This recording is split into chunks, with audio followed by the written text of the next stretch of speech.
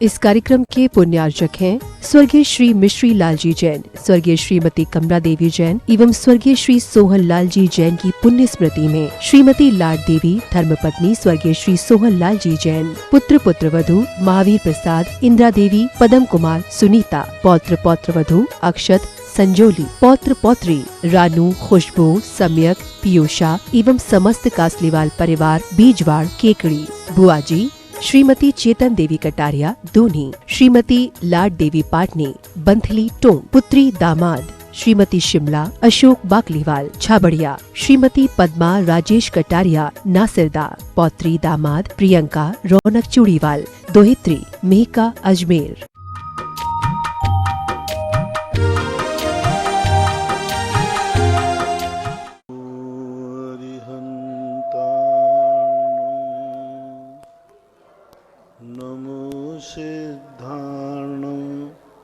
नमो आयरियाणु, नमो वज्रायाणु, नमो लोये सर्वसाहुर्णं।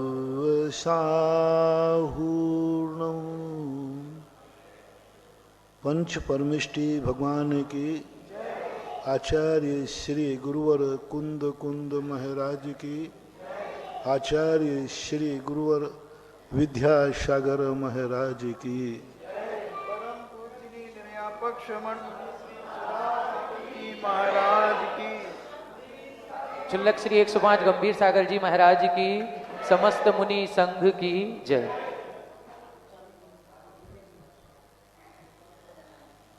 सभी जिज्ञासु एवं श्रोतागण पूज्य श्री को नमोस्तु करें।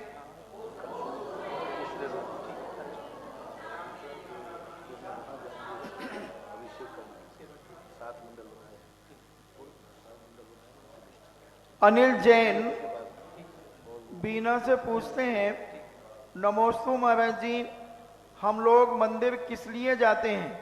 यदि मंदिर जी आने पर भी हमारे अंदर दूसरों के प्रति बैर भाव और दूसरों की बुराइयां देखने का अगर भाव रहता है तो क्या हमारा मंदिर जाना सार्थक है? तुम संसार में घर में रहते हो और घर शांति के लिए बनाया जाता है। यदि घर में झगड़ा होता है तो घर में रहना चाहिए या नहीं रहना चाहिए? भाई प्रश्न का जवाब प्रश्न से दो। घर काय के लिए बनाया था? और घर में यदि आपसी में झगड़ा होता है तो घर में रहना चाहिए या छोड़ देना चाहिए? जल्दी नहीं बोल रहे। अब महाराज सोचना तो दो। छोड़ दोगे क्या जल्दी? नहीं छोड़ो। धंधा पानी करते हो, कमाने के लिए करते हो, और कभी कभी कमाने में घाटा लग सकता है कि नहीं, तो क्या धंधा करना छोड़ देते हो?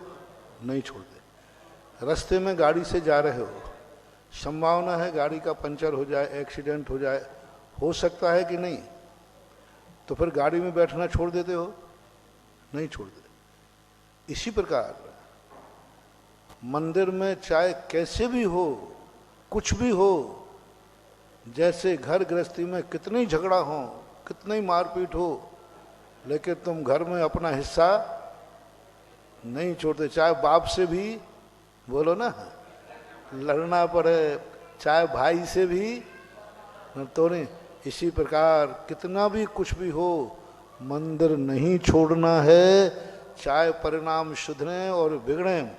एक आज बिगड़े हैं, कल सुधर भी सकते हैं। इन सब चीज़ों से हर चीज़ को तौलना नहीं चाहिए।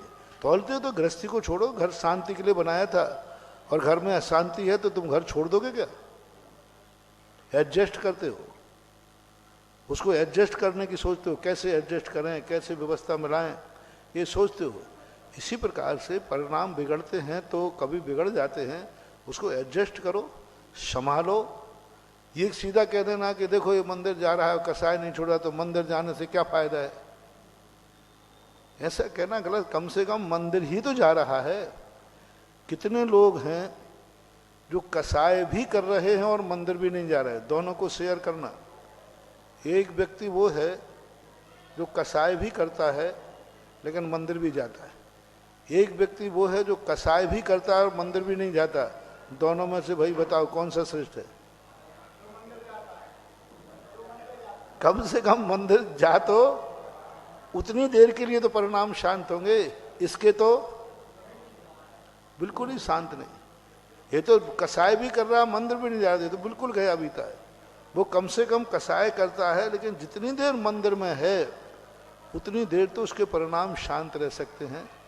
उनमें भी यदि पूरे समय न रहे तो एक आध मिनट को तो कभी ऐसा हो ही नहीं सकता कि पूरी माला फेरो तो एक नमोकार मंत्र में भी मन न लगे। 108 बार फेरोगे, 107 बार में मन नहीं लगेगा, एक बार तो, अरे पूरे एक बार में नहीं लगेगा तो नमो रिहंताणम में तो लगेगा। इतने गए बीते नहीं होगे।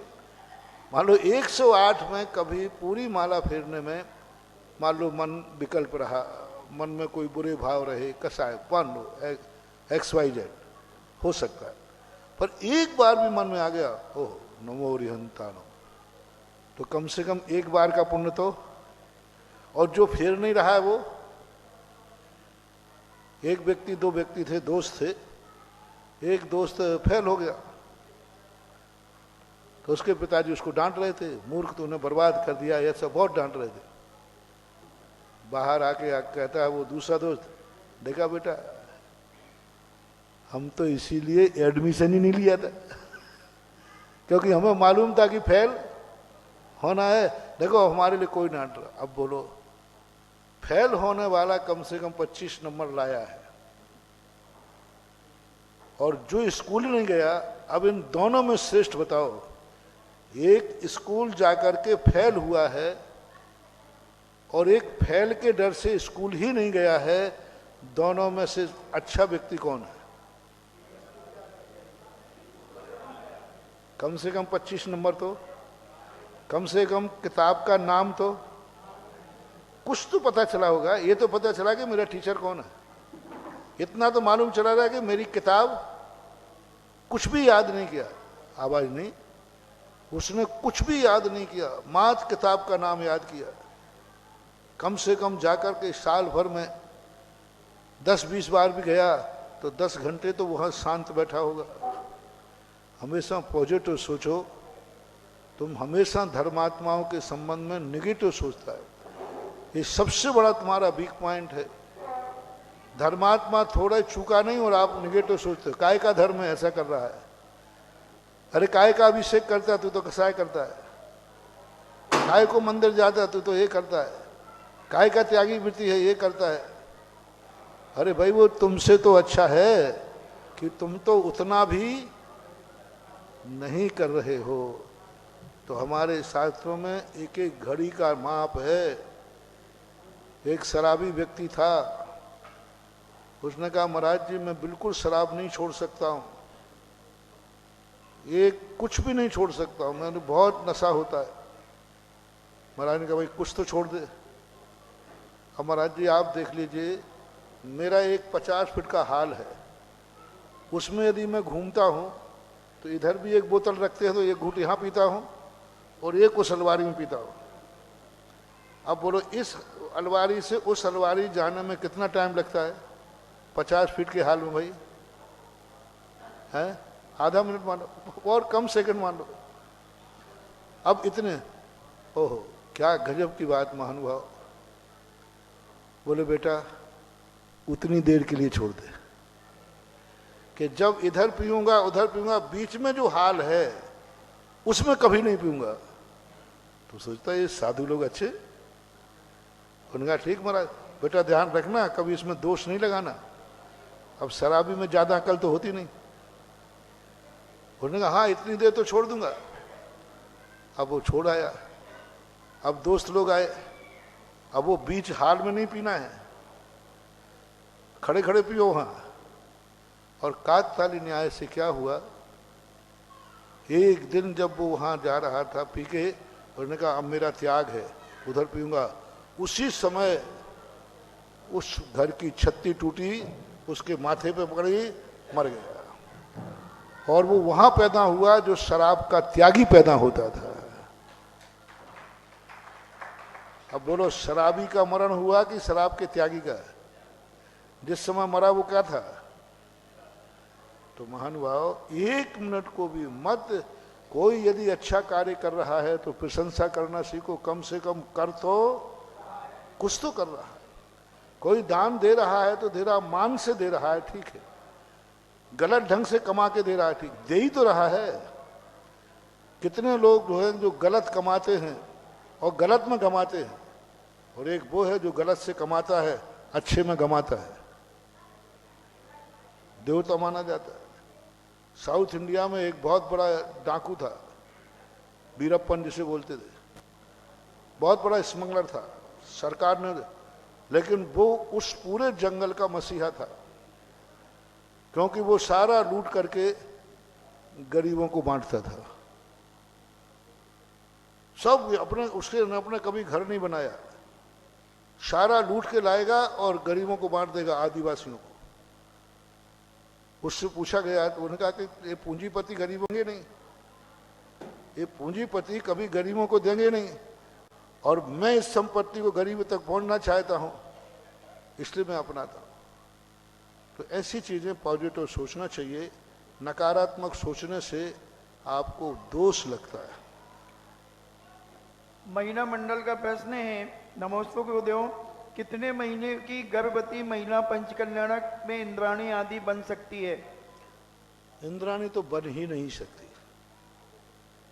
गर्भवती महिला चाहे एक दिन का हो चाहे एक महीने का हो, क्योंकि इंद्राणी बनने के लिए सकलीकरण किया जाता है, और सकलीकरण कारण देव और देवियां माता बनने की स्थिति में नहीं रहती, इसलिए इंद्राणी नहीं बन सकती हैं।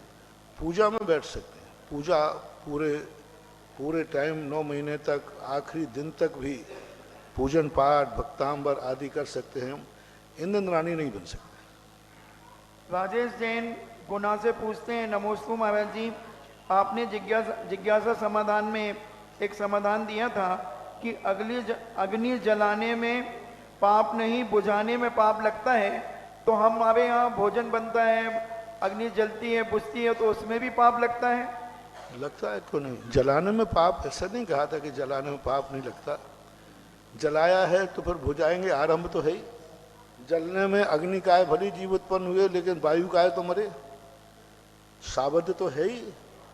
जलाने में वायु काय जीव मरेंगे, अग्नि काय जीव उत्पन्न होंगे। लेकिन भुजाने में कहा था कि अग्नि काय जीव भुजाने में और ज्यादा दोष लगता है, तो बराबर आप अग्नि आदि बुझाते हैं तो अग्नि काय की आराधना तो होती है, दोष लगेगा। लेकिन चूंकि आप ग्रस्त हैं तो आपको दोष तो लगेगा, कर्मबंध तो होगा, लेकिन वो निधत्त निकाचित नहीं होगा।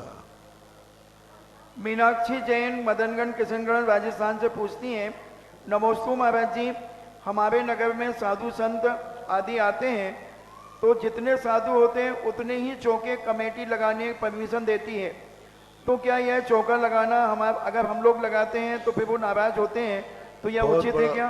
बहुत बड़ा दोष है, बहुत बड़ा दोष है। भली एक चौका लगे, चाहे भली 100 चौका लगे, किसी को चौके से रोकना बहुत बड़ा अंतराय कर्म है, किसी को भी रोकना।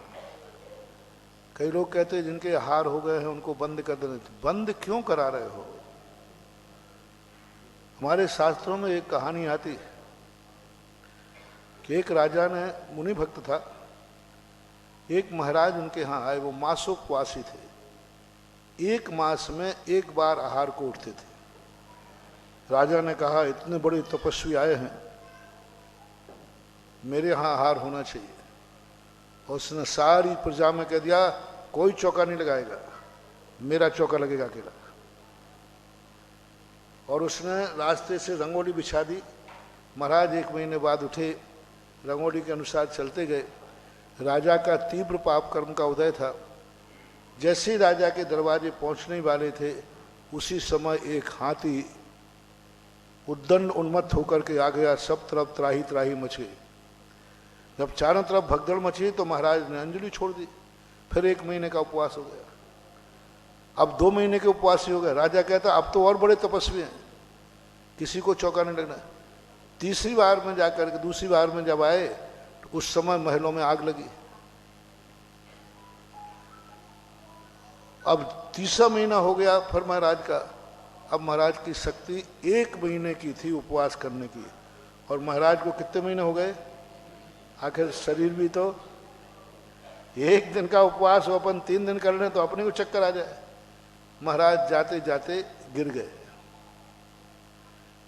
और उनके प्राण निकल गए। बाद में जाकर के वह इतनी बड़ी स्थिति में बना कि बहुत कर्म फल भोगना पड़ा। क्योंकि जब राजा ने सैनिक ने पूछा अपने महाराज, बोले तुमने अपने चौके में आहार कराने के लिए दूसरे के चौके को बंद कराया था, उसका पाप का बंद हुआ। पूरी कहानी यहाँ प्रासंगिक नहीं है। इतना बड़ा दोष लगता है। कभी भी ये नहीं सोचना उसका चौका बंद हो जाए तो हमारे चौके में आ जाए।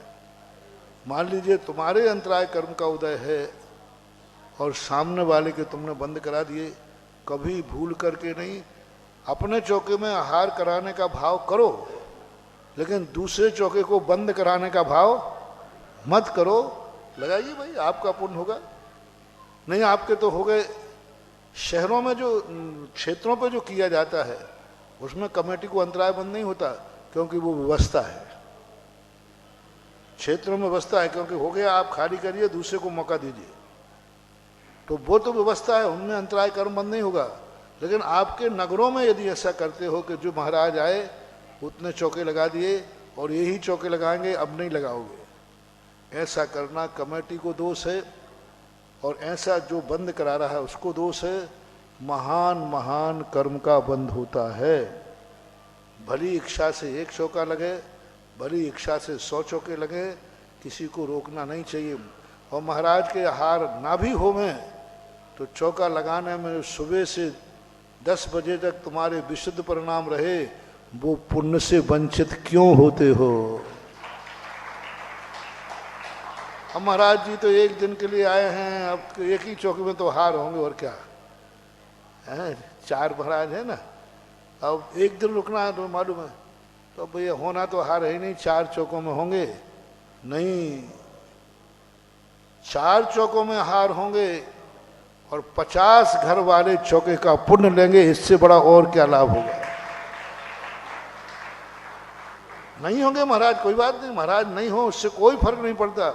हमने आहार देने का भाव किया है और पुरुषार्थ भी किया है। ऐसी पुरुषार्थ करना चाहिए जैसे किसी इंटरव्यू के लिए 1000 लोगों की वैकेंसी निकली और फार्म भरे कितने? 10,000 में, लाख न भरे। अब 1000 वैकेंसी पर 1 लाख लोगों ने फार्म भरे। बोलो ये मूर्खता है या सही है? 1 लाख लोग कर रहे हैं और 1 लाख लोग ये मान के चल रहे हैं, उनको भी मालूम है कि 1000 की ही नियुक्ति होना ना, 99,000 तो कम होंगे, सबको मालूम है, फिर भी 99,000 पुरुषार्थ कर रहे हैं। ऐसे ही चौकों में रखना चाहिए। भले 1 चौके में हार होंगे, लेकिन 100 चौकों को पुरुषार्थ करना चाहिए। ये पुण्य बंध का कारण बनता है। जयपुर से पूछते हैं, नमोस्तु महाराज जी, मुख्य वेदी में जो हमारे मूल नायक भगवान हैं, उनके हाथ में एक लकीर दिखती है, तो हमें जब दर्शन पूजन आदि करते हैं तो विकल्प होता है, तो ऐसी पूजन करने में कोई दोष तो नहीं है? देखो अब कुछ नहीं है। शादी के पहले लड़के को आप देखते हो, खूब अच्छी तरह देखो। शादी होने के बाद तो काना है, लूला है, काला है, कलूटा है, कुंवर साहब है। क्या है? क्या है? फिर कुछ नहीं देखना। अब मूर्ति प्रतिष्ठित हो गई, अब ऐसी चीज़ों पे ज़्यादा विचार नहीं करना चाहिए। हाँ, ज़्यादा दोष होते हैं तो फिर कोई गुरु महाराज वगैरह मिलकर के उसको फिर अलग विचार किया जाता है। सामान थोड़ा बहुत होता है तो ऐसा विचार नहीं करना चाहिए। सार्वजनिक जिज्ञासा है छिंदवाड़ा से। नमोस्तु महाराज जी, जैन समाज में सिंगाड़ा बहुत मात्रा में खाया जाता है। सिंगाड़ा बहुत मात्रा में खाया जाता है और लोग ऐसा कहते हैं कि सिंगाड़ा जहाँ उत्पन्न होता है वो मछली आदि होती है, तो यह खाना उचित है या अनुचित? देखो, सिंगाड़ा अभक्ष तो नहीं है, लेकिन फिर भी क्योंकि उसमें वनस्पति काय को तोड़ते समय आदि करते समय थोड़ा आराम परिग्रह होता है, बाकी ऐसा अभक्ष नहीं है।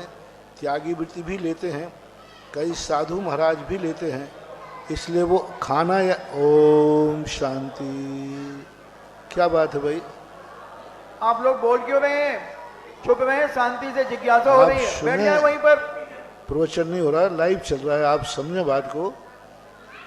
देखो ये बच्चे, देखो ये बच्चों को, आप बच्चों को बंद करिए, हाँ जी, सब बच्चों को बाहर करें पहले, और इनकी जो माताएं हैं वो भी इनके साथ जाएं। आप विचार करें क्या चल रहा है। पूरा विश्व आपको देख रहा है कि जखौरा में बैठे हैं महाराज, पूरा विश्व, देश ही नहीं विदेश वाले भी लोग आपको देख रहे हैं। आपके पूरे जखौरा, इस समय जखौरे को मैं जो शंका समाधान कर रहा हूं वो जखौरा के हिसाब से नहीं कर रहा हूं, सारे विश्व के हिसाब से कर रहा हूं। हाँ, नहीं तो तुम्हारी जनता बैठी इससे नहीं, लाखों लोग इस पर बैठ के सुन रहे हैं। थोड़ा अब आप हमें द्वारा नहीं टोकना पड़ा भाई, 2 वॉलंटियर वहीं खड़े हो जाएं दरवाजे पे, और सबसे पहले बच्चों को कंट्रोल करें। 2 वॉलंटियर वहां खड़े हो जाएं भाई। अनिल जैन दिल्ली से पूछते हैं, नमोस्तु गुरुदेव, गुण और शक्ति में क्या अंतर होता है? गुण अलग चीज, शक्ति अलग चीज। गुण एक वो गुण है जो अच्छा गुण होता है, लेकिन उतनी शक्ति हो हमारे में ऐसा कोई नियम नहीं है। सज्जन व्यक्ति मंदिर चाहता है कि मैं मंदिर बनाना चाहूं, लेकिन मंदिर की शक्ति हो ऐसा कोई नियम नहीं है। तो गुण और गुण की शक्ति भिन्न है। चलो, सूर्यांश जैन मुजफ्फरनगर से पूछते हैं, नमोस्तु महाराज जी, आपने एक बार प्रवचनों में कहा था कि गृहस्थ को छठखंडा आगम का स्वाध्याय नहीं करना चाहिए, तो गुरुदेव हम लोग कौन से ग्रंथ का स्वाध्याय शुरू करें?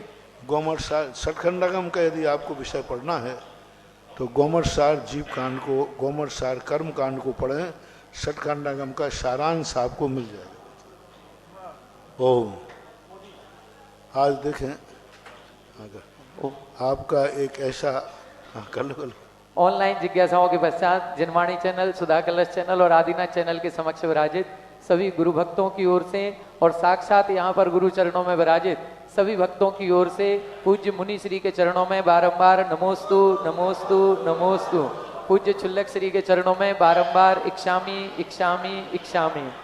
आज देखो, बहुत मैं इसलिए कहता हूँ, साधु अपनी इच्छा से ना तो चल पाता है, ना बैठ पाता है, ना खा पाता है, ना सो पाता है क्योंकि साधु की स्थिति ऐसी बनती है, उसकी हर क्रिया भक्तों के अधीन हो जाती है। अब तुम लोग कहते हो कि महाराज जी आप प्रोग्राम दे दो, हम करें क्या? आप लोग प्रोग्राम देने दो तब ना। सब लोग आते, महाराज जी आप मुझे तारीख दे दीजिए, तारीख दे दीजिए। अब मैं तारीख क्या दे दूं? रास्ते में यदि कोई भक्त ना मिले तो तारीख है। अब लोग आज कल बिहार करते हुए आए थे, मैंने सोचा था कि जखौरा बिल्कुल थोड़ा ही सा देंगे, लेकिन जखौरा में आकर के आज जो जखौरा वालों ने माहौल बनाया, यह है ऐतिहासिक। 2 घंटे के अंदर जखौरा में वो कार्य हुआ जो ललितपुर में महीनों में हुआ था।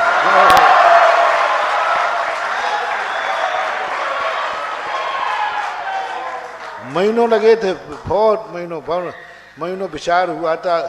लगभग 2-2.5 महीने में डिस्कशन हुआ था। डिस्कशन के बाद फिर निर्णय हुआ था। फिर 2 महीने बाद, 2.5 महीने बाद कुछ निर्णय हुआ।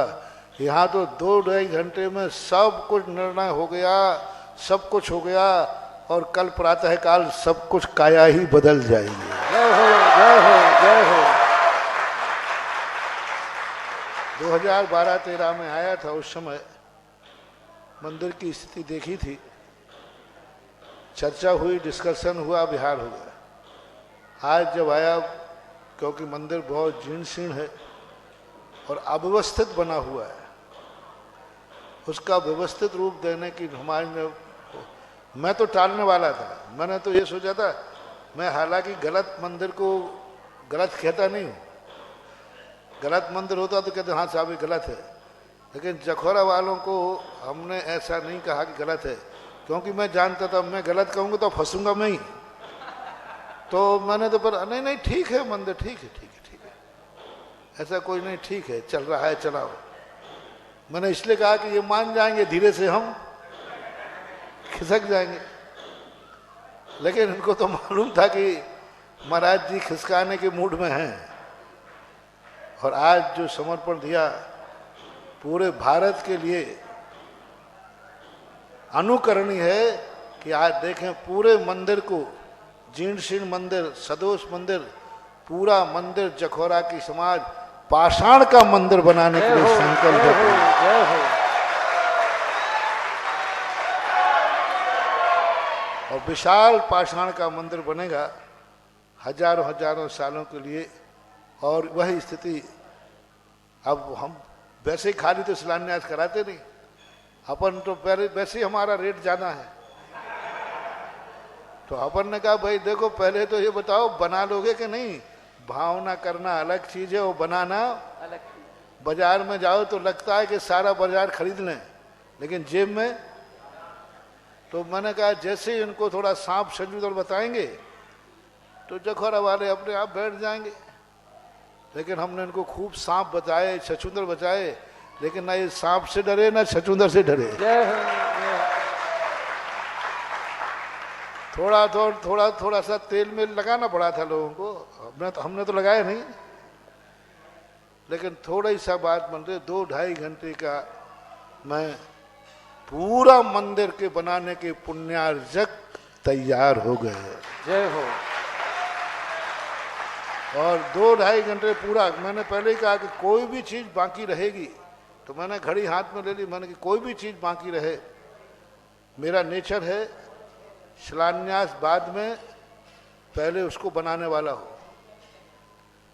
उसका परिणाम ये निकलता है कि बाद में जाकर के परेशानी, आज तो तुम हाँ में हाँ कह रहे तो बाद में दिक्कत होती है।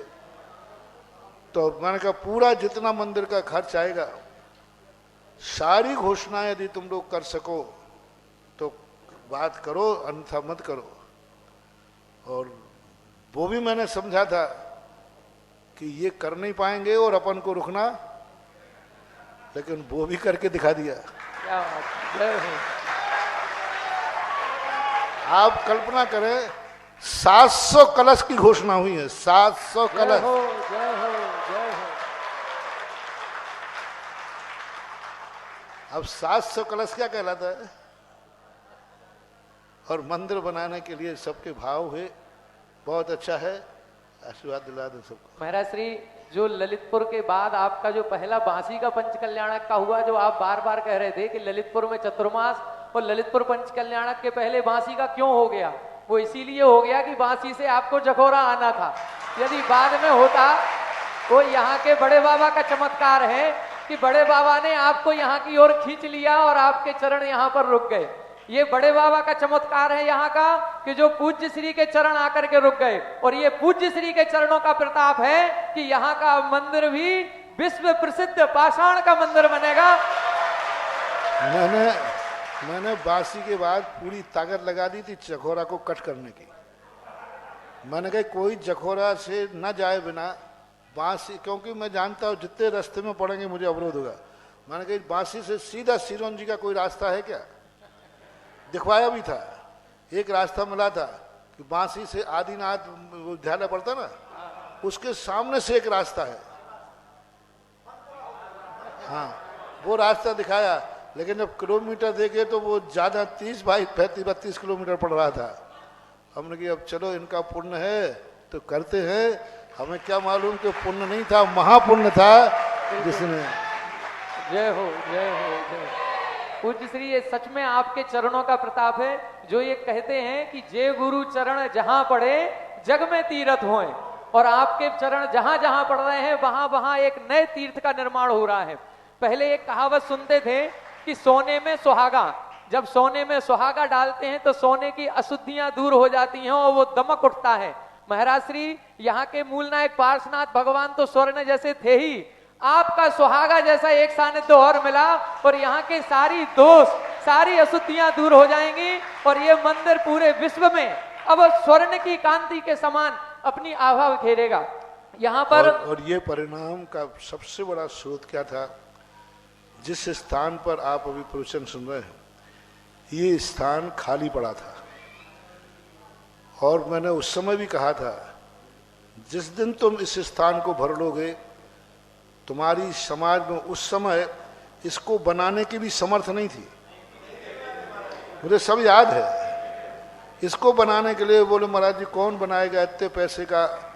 मैंने कहा था कि आपके पास जितना हो उतना बना लो, एक छत ढाल देना, फिर वो बना लेना।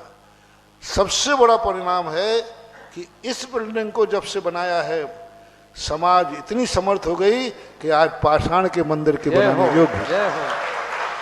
कहाँ एक धर्मशाला के 4 कमरे बनाने में विचार करते थे, सोचते थे, और इसका जिससे अब से विकास हुआ ये बना, क्योंकि ये कोना सबसे ज्यादा खाली था और इस कोने को जैसे आपने भरकर 3 मंजिल है ना, 3 मंजिल बना दिया, हम बल्ले बल्ले हो गए। अब मंदिर बनेगा तो और बल्ले बल्ले होना है। देखें, ये जो पाषाण का मंदिर बनेगा इसमें 7 वेदियां होंगी और मूल नायक जो वेदी बनेगी जिसमें मूल नायक बड़े बाबा पार्श्वनाथ भगवान विराजमान होंगे, उसमें 250 कलश से जिन्होंने अपना योगदान दिया है।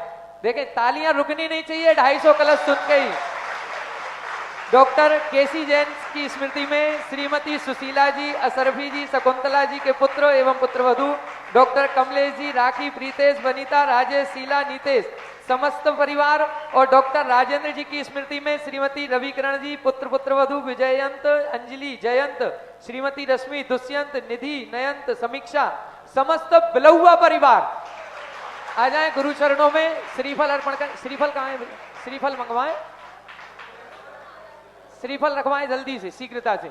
टाइम लगेगा इसमें, 3 से 5 साल में कार्य पूरा होगा।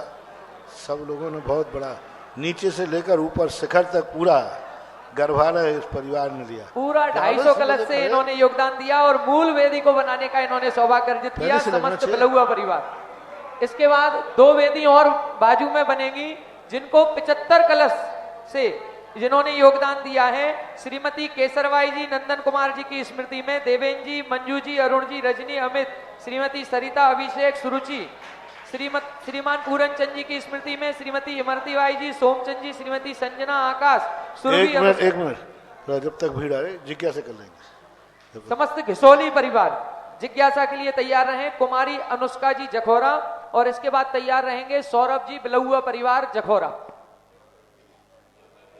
अनुष्का जी शीघ्रता से माइक ले ले, माइक चालू कर दे। महाराज श्री के चरणों में त्रिवार नमोस्तु नमोस्तु नमोस्तु।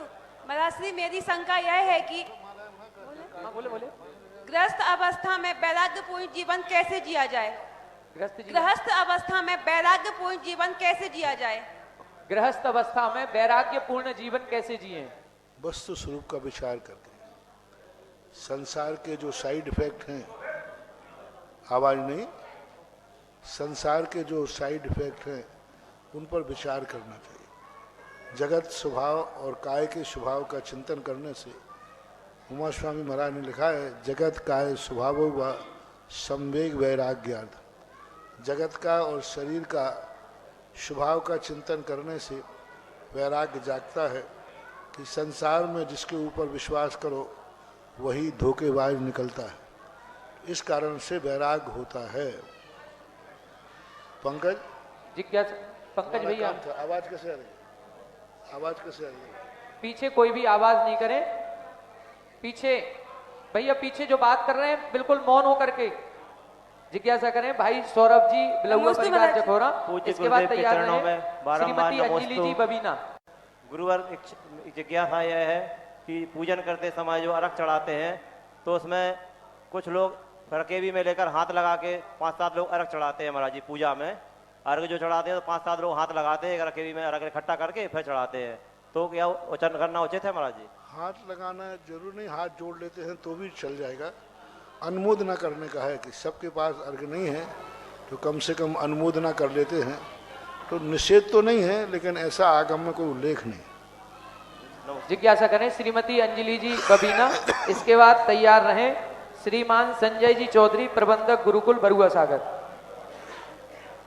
नमोस्तु गुरुदेव, नमोस्तु। इच्छा में महाराज इच्छा मेरी जिज्ञासा है महाराज श्री, मंदिर में जब शांति धारा होती है तो कुछ लोग बातें करते हैं और हमारा परिणाम लगता है कि ये लोग ऐसा क्यों कर रहे हैं, तो उस समय क्या करना चाहिए? जब शांति धारा होती है तो कुछ लोग बातें करते हैं, शांति धारा के समय लोग वार्तालाप करते हैं, तो उस समय उनको गूंगे नाम कर्म का बंद होता है। मंदिर में, प्रवचनों में, धार्मिक कार्यक्रमों में जो यहाँ वहाँ की बातें करते हैं, उनको कर्म में ऐसा बंद होता है कि वे गूंगे हो जाते हैं। जन्म से जो गूंगे होते हैं, इसके दो कारण होते हैं। जो हमेशा गाली गलौज करते रहते हैं और जो धार्मिक कार्यक्रमों में बोलते हैं, इनको ऐसे गूंगे कर्म बंद होता है कि उनका बोलना ही बंद हो जाता है। बहुत अच्छा प्रश्न है, महिला ने किया है, तो महिलाओं को विचार करना चाहिए। अभी इतनी बढ़िया सुरीली आवाज़ मिली है तुम्हें, और तुम सबसे ज़्यादा बातें करते हो, कल के दिन गूंगी बनोगी पक्का है, आगम का वचन है। ध्यान रखना, जिस समय कोई क्रिया हो रही है, धार्मिक क्रियाएं, प्रवचन चल रहा हो, शांति धारा, उस समय 100,000 काम आ जाए, नहीं बोलना चाहिए। मोबाइल को बंद करके रखना चाहिए। किसी भी प्रकार की आवाज करना, बोलना, शांति धारा चल रही है, उस समय तुम्हें कोई मार भी दे, पीट भी दे, तो भी तुम्हें कुछ भी नहीं बोलना चाहिए। जितनी देर शांति धारा चल रही है, उस समय अपनी आवाज को कंट्रोल करना ही चाहिए, नहीं तो ये आवाज खो दोगे, कल के दिन बोलने लायक भी नहीं रहोगे। जिज्ञासा करें श्रीमान संजय जी चौधरी, प्रबंधक गुरुकुल बरुआ सागर। और इसके बाद तैयार रहें कुमारी प्रांसी जखोरा। मेरे परम आराध्य गुरुदेव के श्री चरणों में कोटि कोटि नमोस्तु नमोस्तु नमोस्तु। हे गुरुवर, जहाँ जहाँ से आपका पद विहार होता है, मैंने कई गांव को तीर्थ बनते हुए देखा है, चाहे वो कुंडलपुर से कटनी के रास्ते का रेपुरा हो, चाहे पाली हो, राजस्थान का सिलोर हो, और आज जखौरा, ललितपुर जिले का जखौरा गांव हो। हमने अनेकों गांवों को अपनी आंखों से तीर्थ बनते हुए देखा गुरुदेव। हम बरुआ सागर से आज 21 लोग आपके श्री चरणों में निवेदन करने आए हैं कि हमारे बरुआ सागर को कब तीर्थ का दर्जा मिलेगा, कब आपके पावन चरण बरुआ सागर में पड़े। प्रार्थना नहीं है, जिज्ञासा कीजिए, कब होगा, कैसे होगा, केवली भगवान से पूछना। कोई जिज्ञासा करिए, समय खराब न करें इसमें। जिज्ञासा करें कुमारी प्रांसी जखोरा। इसके बाद तैयार रहे श्रीमान देवेंद्र जी जखोरा, इंदौर। पूज्य गुरुवर के चरणों में बारंबार नमोस्तु इच्छामि महाराज श्री। धर्म के क्षेत्र में लिए हुए संकल्प को पूरा करने के लिए ऐसे कौन से प्रयास करना चाहिए कि भाई संकल्प शीघ्र पूरे हो सके? किसी संकल्प को पूरा करने के लिए, धर्म के क्षेत्र में लिए हुए संकल्प को पूरा करने के लिए ऐसे कौन से पुण्य और संकल्प की शक्ति परिणाम करना चाहिए। अपने परिणाम, पुण्य से ही सब कुछ नहीं होता है। अपने परिणाम को विशुद्ध करके धर्म से हमें कितने लाभ हैं, उस पर विचार करके आगे कार्य करना चाहिए। श्री देवेंद्र जी जखौरा, इंदौर। इसके बाद तैयार रहे श्रीमती नम्रता जी ननौरा। जिनेन्द्र देव के समान परम पूज्य, परम उपकारी गुरुवर के चरणों में मेरे हृदय के अंतःकरण से मेरे परिवार का एवं समस्त दिगंबर जैन समाज का बारंबार नमोस्तु नमोस्तु नमोस्तु।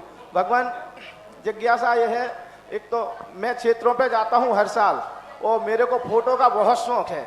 मैं हर क्षेत्र पर जाके बहुत फोटो निकलवाता हूँ, और पर जब भी आपके दर्शन करने आऊँ या आचार्य श्री के दर्शन करने जाऊँ, तो फोटो निकालने की और निकलवाने की इच्छा ही नहीं होती है। ऐसा लगता है बस आपको देखता रहूं, आपको सुनता रहूं। और ऐसे ही जिज्ञासा में प्रथम बार जिज्ञासा कर रहा हूं। जब भी मुझे मौका मिलता है मैं जिज्ञासा सुनने आता हूं, प्रत्यक्ष अप्रत्यक्ष में मैं टीवी पे सुनता हूं। जब सोचता हूं कि गुरुवर के पास जाके जिज्ञासा करनी है, पर जैसे ही जाता हूं तो ये लगता है बस सुनना है और देखना है। तो एक ऐसा क्यों होता है? बहुत अच्छा है। सभी लोग मेरे सामने आते फोटो उतारना भूल जाए, क्योंकि मुझे बड़ी परेशानी होती है। अब एक साथ इतने फ्लैश चमकते हैं दिन भर में, कुछ भी उतारोगे करोगे, और जब फोटो उतारते हो तो रेंज तो आती है। बहुत अच्छा है, इसके लिए मैं आशीर्वाद देता हूँ। एक छोटी सी जिज्ञासा है गुरुवर। दूसरी बात है, जिज्ञासा भूलने का अर्थ कुछ नहीं होता। बहुत बार क्या होता है कि जितनी जिज्ञासाएं हैं वो सब आकुलता मिटाने के लिए की जाती है, शांति के लिए की जाती है, और देखते ही शांति हो जाती है तो जिज्ञासा स्वतः खत्म हो जाती है। गुरुवर, अगर जैसे जिस मंदिर में हम अभिषेक पूजन करते हैं वहाँ आदिनाथ भगवान विराजमान हैं, अगर उनके चरण स्पर्श करके आंख बंद करके चांदखेड़ी, गोलाकोट जी, सांगानेर जी, हनुमान ताल जी के भगवान को याद करते हैं तो वहाँ नमोस्तु पहुँचता है क्या? कर सकते हो। पूरे 3 लोक की प्रतिमाएं किसी भी मूर्ति के सामने किसी भी भगवान की पूजा करने में कोई बाधा नहीं, किसी भी मूर्ति के सामने किसी का ध्यान करने में कोई बाधा नहीं, किसी भी मूर्ति के सामने किसी भगवान का अर्घ चढ़ाने में भी कोई बाधा नहीं है। नमोस्तु नमोस्तु। जिज्ञासा करें श्रीमती नम्रता जी ननौरा। तैयार रहेंगे डॉक्टर राजीव जी झांसी, जिन्होंने द्वितीय वेदी 75 कलश से पुण्यार्जन किया है। वो परिवार आगे आएंगे, श्रीफल अर्पण करेंगे। बिल्कुल शांति से आएंगे, श्रीफल अर्पण करके पीछे से निकलते जाएंगे, कोई भी आवाज नहीं करें। श्रीमती केसरबाई जी नंदन कुमार जी की स्मृति में देवेन जी, मंजू जी, अरुण जी, रजनी, अमित, सरिता, अभिषेक, श्रीमती सुरुचि और श्रीमान पूरनचंद जी की स्मृति में श्रीमती इमरती जी, सोमचंद जी, संजना जी, आकाश जी, श्रीमती सुरभि, समस्त घिसौली परिवार। महाराज जी के चरणों में त्रिबार नमोस्तु नमोस्तु नमोस्तु इच्छामि। महाराज जी मेरी शंका ये है कि मैं बच्चे को सुलाती हूँ रात में, तो भक्तांबर श्रोत या कोई भी स्तुति लगा देते तो बच्चा भी सो जाता और कई बार मेरी नींद भी लग जाती है महाराज जी। तो वो जो स्त्रोत चलता रहता तो उससे मुझे कोई पाप या? आप महिलाओं के लिए ये VIP छूट है, क्योंकि सारे दायित्वों से बड़ा माँ का दायित्व होता है। मान लीजिए आप भक्तांबर पढ़ रहे हैं, उसी समय आपका बच्चा कहीं गिरने की स्थिति में जा रहा है और वो रेलिंग की तरफ जा रहा है, दीपक को पकड़ने जा रहा है, तो उस समय आप क्या करें? भक्तांबर पूरा करें, माला फेरने बैठे हैं आधी माला में, बच्चा किसी भी दुर्घटना से, तो आपके लिए कहा गया आप माला छोड़ दे दिए, बच्चे को बचाइए।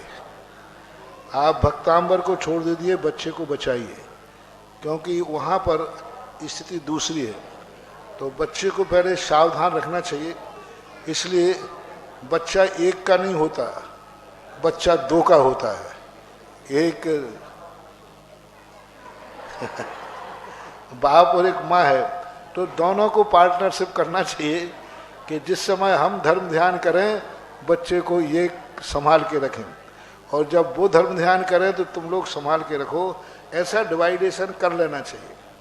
फिर भी नहीं होता है तो आपकी भावना अच्छी है, चूँकि बच्चा है, नादान है, वो यह नहीं जानता कि मेरी माँ इस समय भक्तांबर पढ़ रही है, इसलिए वो आपको महान दोष के अंतर्गत नहीं आएगा। जिज्ञासा करें डॉक्टर राजीव जी झांसी। इसके बाद तैयार रहे श्रीमती रश्मि जी जखौरा। तृतीय वेदी के जो पुण्यार्जक हैं श्रीमान हुकुमचंद जी बड़घरिया जी की स्मृति में श्रीमती गुड़माला जी, राजकुमार जी, सुनंदा, दीपक, श्रीमती दीप्ति जैन, अदिति, आदित्य, समस्त बड़घरिया। श्रीमान हुकुमचंद जी की स्मृति में सुशीला जी, विनय कुमार जी, सुमन जी, नवीन जी, प्रदीप जी, और श्रीमान लक्ष्मी चंद जी की स्मृति में श्रीमती कस्तूरीबाई जी, राजेंद्र जी, नवीन जी, शैली, और सीलचंद जी की स्मृति में जयदेवी, अरुण जी, संतोष जी, रुचिका, समस्त बड़घरिया परिवार। इन्होंने भी 75 कलश से एक वेदी बनाने का सौभाग्य अर्जित किया है। बहुत अच्छा है। परिवार आ जाएं, शांति से मौन पूर्वक आएंगे। अंचल जी के भाई बंधु हैं अध्यक्ष के, बहुत अच्छा कार्य। त्रिवार नमोस्तु नमोस्तु नमोस्तु।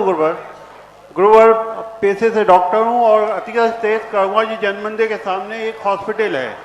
एक मिनट, आवाज नहीं, हाँ बोलो बेटा। त्रिवार नमोस्तु मुनिवर, पेशे से डॉक्टर हूँ और करुणा जी जैन मंदिर के सामने एक अपना हॉस्पिटल है। कभी कभी परेशानी ये आती है कि जब ICU में पेशेंट होते हैं और अंतिम समय होता है, तो उस समय जो जैन अटेंडेंट होते हैं या घर वाले होते हैं वो समाधि भावना या आलोचना भावना सुनाने की जिद करते हैं, तो उस समय डॉक्टर का कर्तव्य क्या होना चाहिए? हॉस्टल का वातावरण, डॉक्टर का कर्तव्य क्या होना चाहिए? उस समय वक्तामर आदि सुनाना चाहते हैं, अगर डॉक्टर मना करता है तो उस समय हम क्या करें? देखो, उस समय डॉक्टर की बात मानना श्रेयस्कर है, क्योंकि आप लोग, परिवार के लोग तो मोह में रहते हैं और डॉक्टर उस मरीज को बचाने में रहता है, और वो जान रहा है कि आपके भक्तामर आदि बोलने से उसको नुकसान हो सकता है। डॉक्टर जब भी मना करता है जब मरीज को नुकसान होता है, इसलिए यदि अपन नहीं सुना पाते हैं तो मन में पढ़ लेना चाहिए, और फिर वहाँ नहीं पढ़ने देते हैं तो दूर से रेकी देना चाहिए। ऑपरेशन थिएटर के बाहर बैठ करके भी रेकी दे सकते, घर में बैठे हुए रेकी दे सकते। हमारे यहाँ एक बहुत अच्छा सिद्धांत है, आपका प्रश्न बहुत अच्छा है, कि मरीज को जब बीमार हो जाए तो सभी लोगों को अस्पताल नहीं दौड़ना चाहिए।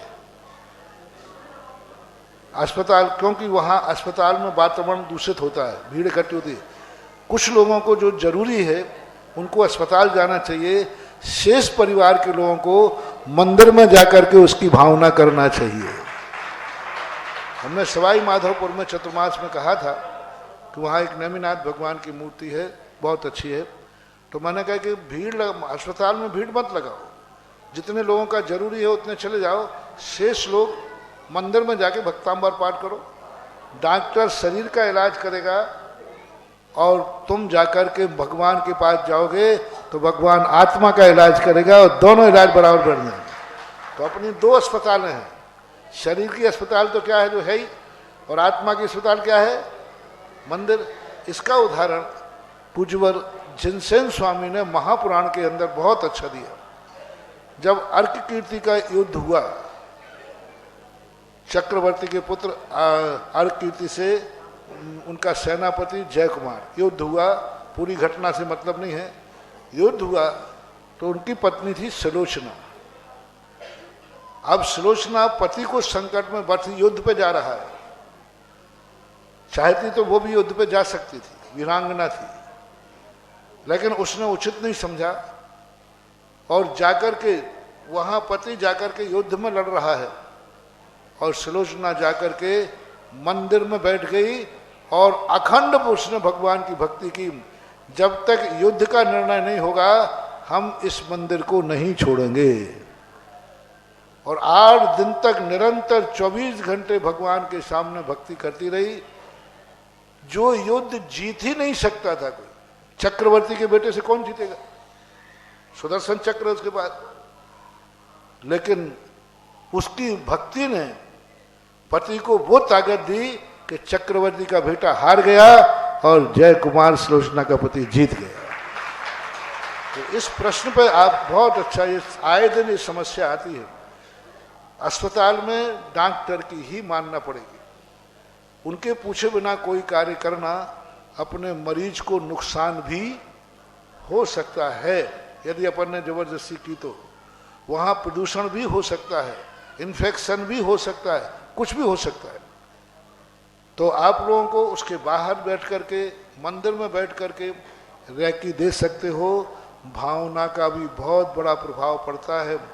पारसनाथ ने जो सांत्वना दी थी, क्या नाग नागिन को समझ में आता था? अपन बोले नमोकार मंत्र, नाग नागिन को समझते क्या है, लेकिन रेकी भावना, एक सांत्वना की भावना होती है, वो बहुत बड़ी चीज होती है। तो ऐसे करना चाहिए, इससे दोनों काम हो जाएंगे, आपका भी काम हो जाएगा और मरीज भी ठीक हो जाएगा, अस्पताल की व्यवस्था भी बनी रहेगी। इसके बाद जिज्ञासा करें श्रीमती रश्मि जी जकोरा, तैयार रहेंगे इंजीनियर अजित जी इंदौर। चतुर्थ वेदी, जो 4 वेदियां हैं 51 कलश के माध्यम से जिन्होंने पुण्यार्जन किया, पहले आएंगे स्वर्गीय श्री रतन चंद जी की स्मृति में श्रीमान प्रकाश चंद जी, आशा देवी जी, संतोष जी, उषा जी, अशोक जी, मंत्री दिगंबर जैन समाज जखौरा पूरा परिवार, और स्वर्गीय श्री बच्चूलाल जी की एवं स्वर्गीय श्रीमती मिश्री देवी जी की स्मृति में विनोद जी, निर्मला जी, मुकेश जी, सविता जी, संजय, सरला, विकास जी, समस्त ननौरा परिवार, आपने एक वेदी का पुण्यार्जन किया। दूसरे इसके बाद आएंगे श्रीमान कामता प्रसाद जी की स्मृति में सरोज जी, विमलेश जी, मनीष जी, रश्मि, मनोज, रिंकी, रिमी, समस्त चौधरी परिवार। श्रीमान परमानंद जी की स्मृति में श्रीमती चंद्रप्रभा जी, रजनी जी, अजित जी, मीना जी, विमल, रीता, सुनील, ऋतु, समस्त चौधरी परिवार। श्रीमान अनिल जी, शोभा जी, अक्षय जी, सनत जी, शशि, भरत, आरती, पंकज, आयुष, सिम्मी, समस्त कोटरा परिवार। महाराज श्री के चरणों में मेरे और मेरे परिवार की ओर से त्रैवार नमोस्तु नमोस्तु नमोस्तु। महाराज श्री, मेरी जिज्ञासा है कि धर्म क्षेत्र में रहकर अपने परिवार का निर्वाह कैसे करूं जिससे वो धर्म क्षेत्र से जुड़े रहें। परिवार को ही धर्म क्षेत्र बना लेना चाहिए। परिवार धर्म, ये बात, धर्म दो प्रकार का होता है, एक परमार्थ की सिद्धि के लिए और एक संसार को संभालने के लिए। ओम शांति। परिवार के दो प्रकार, परिवार के लोगों को, जैसे मान लीजिए आप माँ हैं, आवाज बोले नहीं माँ हैं, तो आपका धर्म ये है कि बेटे को गलत संस्कार में ना जाने दें, उसको अवक्ष खान पान से बचाएं, उसको पाठशाला भेजें, उसको मंदिर जाना सिखाएं।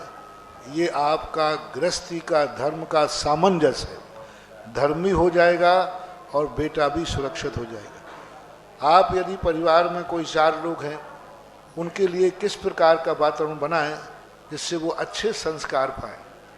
गृहस्थ अपना व्यापार धंधा करता है, अहिंसक कार्य करेगा, हिंसा के कार्य नहीं करेगा, हिंसा का व्यापार नहीं करेगा, तो ये व्यापार करते हुए धर्म हो गया। किसी ने कहा कि देखो यहाँ, कितने बार बोलूं मैं, देखें जो भी निकल रहे हैं मौन पूर्वक निकले, तो उसके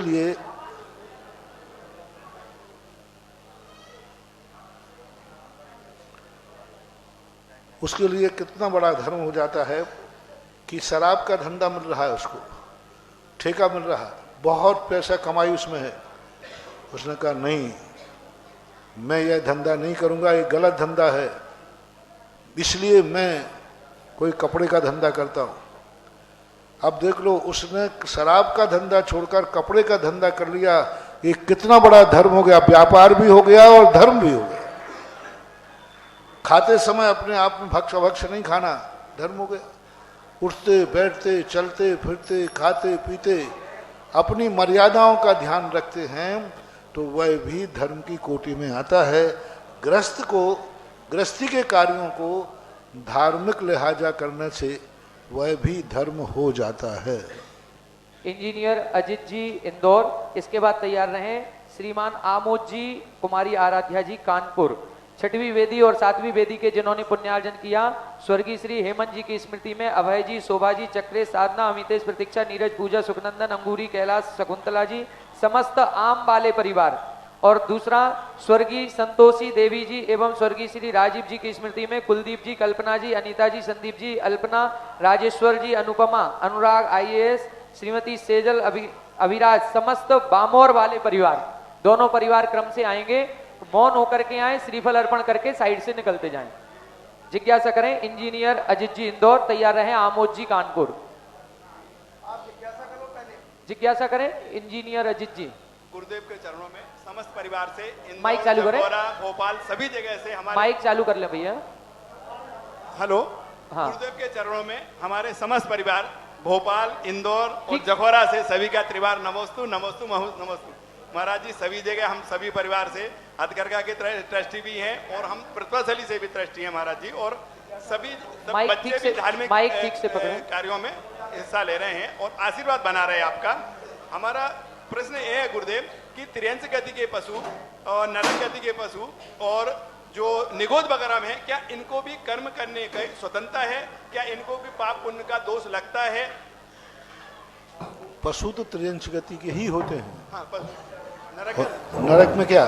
नरक गति, त्रियंश गति, निगोद। तो इनमें जो रहने वाले जीव हैं, उनको क्या कर्म करने की स्वतंत्रता है? उनको क्या पाप पुण्य का दोष लगता है? इनको भी क्या पाप बंद होता है यदि कर्म करते हैं? क्यों नहीं, सब कर्म करते हैं। त्रियंशों को भी होता है, देवों को, सबको पाप, जिनके परिणाम होते हैं वैसा उनका कर्म बंद होता है।